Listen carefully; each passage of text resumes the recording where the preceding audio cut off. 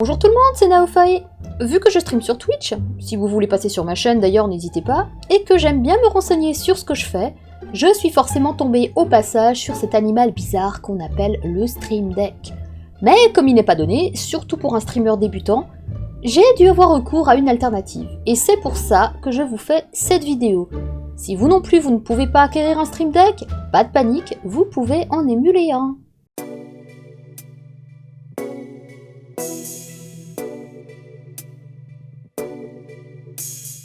Et c'est quoi le Stream Deck? Ça fait le café? Pour simplifier, le Stream Deck Elgato est un appareil qu'on branche sur sa machine de stream et sur lequel on peut programmer plusieurs touches, chacune liée à une fonction particulière.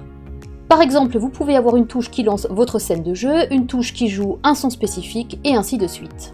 Ah, donc c'est cool pour animer le stream, c'est ça? Exactement, et ça simplifie bien la vie plutôt que de devoir chaque fois chercher le fichier son à jouer, la scène à afficher et tout le reste. C'est plus rapide et spontané. Mais... il y a un mais? Évidemment qu'il y a un mais, c'est un investissement à faire. Le plus petit Stream Deck à 6 touches coûte dans les 95 €, comptez 150 pour le 15 touches, et le 32 touches j'en parle même pas. Et ça, c'est sans les autres dépenses un peu plus urgentes pour commencer à streamer, comme un bon micro, une webcam, un PC qui tient la route, ce genre de petites choses. Quand on débute, le Stream Deck c'est pas le plus essentiel. Et pourtant, ça fait envie. Ça pique un peu, ouais. Et ton alternative alors? Bah j'y viens. Mais avant ça, notez que ce type d'appli fonctionne en général toujours de la même manière, à savoir un programme à faire tourner sur votre ordinateur de stream et une app sur Android ou iOS. Dans le cadre de ce tuto, je vais faire référence à un PC et à une tablette Android 10, mais c'est le même principe pour Mac et iOS. Le système que j'utilise justement en ce moment, c'est l'appli Touch Portal. Installez d'abord le programme lui-même, que vous trouverez sur touch-portal.com, c'est dispo pour PC et pour Mac. Ceci fait, installez aussi l'app correspondante sur votre smartphone ou tablette, vous la trouverez sur Google Play et dans l'App Store. L'app elle-même est gratuite, mais avec des fonctions limitées, maximum 8 touches, et tous les plugins ne sont pas dispo. Pour avoir ça, il faudra acquérir la version Pro qui doit coûter environ 9 € à l'heure actuelle, c'est ce que j'ai fait.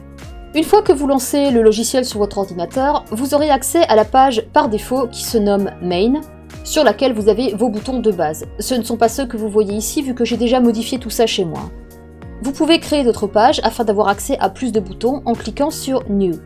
Donnez un nom à la page, je vais l'appeler Son pour y mettre des sons, puis Valider. Le menu déroulant tout en haut de l'écran vous permet ensuite de naviguer entre vos pages pour les configurer. Tel quel par contre, vous ne pouvez pas afficher cette nouvelle page sur votre tablette. Par défaut, l'app affiche toujours la page Main. On doit donc ajouter un bouton qui, une fois pressé sur la tablette, fera passer l'écran à la nouvelle page.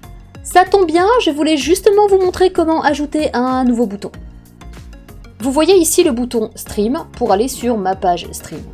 Pour en ajouter un pour la page son que je viens de créer, cliquez sur n'importe quelle partie vide du programme, ça ouvre l'éditeur de boutons.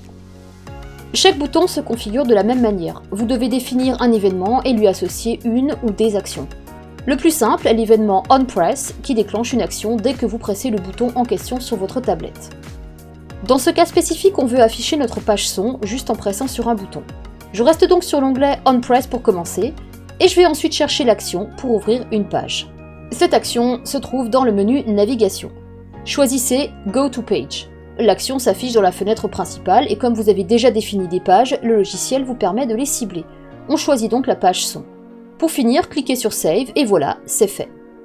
Faites ensuite la même chose sur la page son en ajoutant une action pour cibler la page Main et vous pourrez alors facilement naviguer entre les deux pages. Pour les flemmards comme moi, vu que Touch Portal propose des boutons déjà préconfigurés avec des couleurs différentes, vous pouvez tout simplement les dupliquer et les modifier ensuite. Faites un clic droit sur l'un de ces boutons, choisissez Copy Button, puis faites un autre clic droit ailleurs et choisissez cette fois Paste Button. La même chose est faisable pour l'apparence du bouton avec Copy Style et Paste Style. D'autres actions sont évidemment possibles. Par exemple, pour ajouter un son, allez dans le menu Run and Open, sélectionnez Open File et ciblez le fichier son à jouer. Parmi les actions les plus utiles, il y a celles qui vous permettent de naviguer entre les scènes de votre stream. Touch Portal inclut déjà des actions pour OBS, XSplit et Streamlabs OBS, on va donc pouvoir utiliser ça. Attention! Pour configurer ce type d'action, il faut que le logiciel correspondant soit déjà lancé, sinon Touch Portal n'aura pas accès aux différentes sets de vos overlays et vous ne pourrez pas les sélectionner. Je vais commencer avec Streamlabs OBS parce que son intégration est très facile. Évidemment, comme dit il y a 10 secondes, Streamlabs tourne là maintenant sur mon deuxième écran. Mettons qu'on veut ajouter un bouton pour afficher une scène de live. On commence par créer le bouton. Ensuite, on va dans le menu Streamlabs OBS pour voir les actions possibles. Celle qui nous intéresse est Scene Selection. Cliquez dessus pour la mettre dans la fenêtre principale, puis dans le menu déroulant ici, choisissez la scène live et sauvegardez. Et c'est tout. Sous OBS Studio, c'est un peu plus délicat. L'ajout de boutons pour la sélection de scènes se fait de la même manière que pour Streamlabs, mais vous devez d'abord installer le plugin WebSocket pour OBS. Ah oui, OBS et ses fameux plugins. Vous trouverez le plugin sur GitHub, le lien est aussi dans la description. Téléchargez la version correspondant à votre système et à votre version d'OBS. Moi je prends l'installeur de la dernière version en date pour Windows. Lancez l'installation et quand c'est terminé, lancez OBS. Allez dans l'outil et vérifiez que vous avez bien paramètres du serveur WebSocket. Configurez les paramètres appropriés. Vous pouvez garder le port par défaut, 4444. Si vous en mettez un autre, prenez un port dans la catégorie supérieure pour ne pas risquer de conflit avec un port d'une autre application connue. Je vous conseille de cocher Activer l'authentification et de mettre un mot de passe, sécurité oblige. On n'est pas parano pour rien ici. Allez ensuite dans les paramètres de Touch Portal sur votre ordinateur, dans le menu OBS. Gardez Localhost pour l'IP, sauf si vous faites tourner OBS sur une autre machine que celle où vous avez installé Touch Portal. Ouais, enfin là, vous cherchez la... Le port est celui que vous venez de spécifier dans OBS, donc 4444 par défaut, et le mot de passe est celui que vous avez spécifié dans OBS également. Enfin, cochez AutoConnect pour que les deux logiciels communiquent automatiquement, puis sauvegarder. Maintenant, vous pourrez configurer les boutons pour vos changements de scène, exactement comme sous Streamlabs. Dans le menu OBS, choisissez Set Scene, sélectionnez la scène dans le menu déroulant et sauvegardez le bouton. Quant à XSplit, a priori c'est pareil, mais je n'ai pas XSplit, donc je n'ai pas pu tester. En même temps, pas sûr qu'il y en ait beaucoup qui utilisent XSplit. Il existe d'autres alternatives, parmi lesquelles Deckboard et Deckystream. J'avais très rapidement testé Deckboard, alors si vous voulez que je fasse un tuto dessus, n'hésitez pas à me le dire dans les commentaires. Te connaissant, tu le feras sans doute de toute manière. C'est pas faux. Avant que j'oublie. Un mot concernant les soucis les plus courants que vous pouvez rencontrer avec Touch Portal. En particulier quand il s'agit de faire communiquer ensemble le programme et l'app pour la première fois. Le PC et la tablette peuvent ne pas être sur le même réseau. Par exemple, si vous avez connecté la tablette sur un réseau Wi-Fi donné et le PC sur un autre. Vous ne devriez pas rencontrer ce problème si vos appareils sont tous connectés sur une box de base, mais si vous avez deux routeurs ou plusieurs SSID sur votre box, ou que votre PC est en Ethernet sur un VLAN et votre SSID sur un autre VLAN, faites attention à ce petit détail.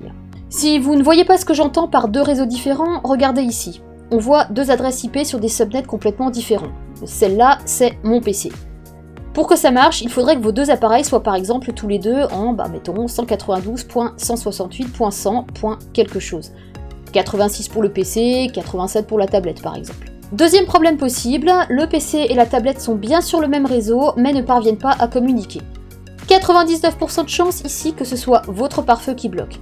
Pour solutionner ça, ajoutez une règle dans le pare-feu, qu'il s'agisse de Windows Defender ou d'un autre, règle qui autoriserait la communication pour le port concerné et en provenance de l'adresse IP de votre tablette.